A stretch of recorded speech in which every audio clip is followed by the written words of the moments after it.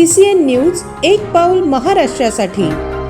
बुलढाणा जिल्ह्यातील वीज बिल थकवणाऱ्या शासकीय आणि सार्वजनिक सेवा देणाऱ्या कार्यालयावर आता महावितरणाने थेट कारवाईचा बडगा उगारला आहे। वारंवार सूचना, स्मरण पत्रे, प्रत्यक्ष पाठपुरावा आणि नोंदणीकृत मोबाईलवर संदेश पाठवूनही अपेक्षित प्रतिसाद न मिळाल्याने महावितरणने कठोर भूमिका घेतली असून थकबाकी न भरल्यास संबंधित कार्यालयाचा वीज पुरवठा खंडित करण्याचा निर्णय घेतला आहे। जिल्ह्यातील 5603 कार्यालयाकडे 270 कोटी 78 लाख रुपये थकबाकी असून सर्व शासकीय कार्यालयांना तातडीने थकबाकी भरून सहकार्य करण्याचे आवाहन अधीक्षक अभियंता सुरेंद्र कटके यांनी केले आहे।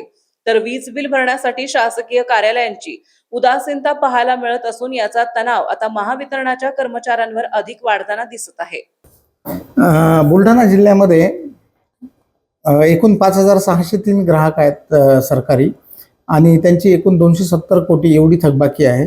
त्या 270 कोटीमध्ये जी पतदिव्यांची जी थकबाकी आहे ती 158.65 कोटी एवढी प्रचंड मोठी थकबाकी आहे। त्यानंतर जे पाणी पुरवठा आहेत, ग्रामीण पाणी पुरवठा, त्यामध्ये 100.49 कोटी एवढी थकबाकी आहे। त्यानंतर जे गव्हर्नमेंट कंझ्युमर्स आहेत, म्हणजे जिथे शासकीय कार्यालय आहेत आपले, तर अशा शासकीय कार्यालयामध्ये 4 कोटी 1 लाख रुपयाची थकबाकी आहे।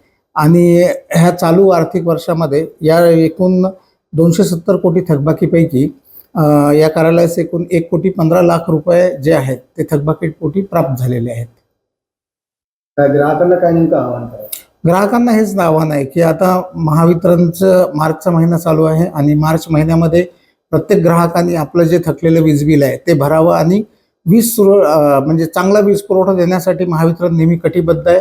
तुम्ही थकबाकी भरा, आम्ही आमच्या सेवेत आहोत, आम्ही आपल्या सेवेत आहोत।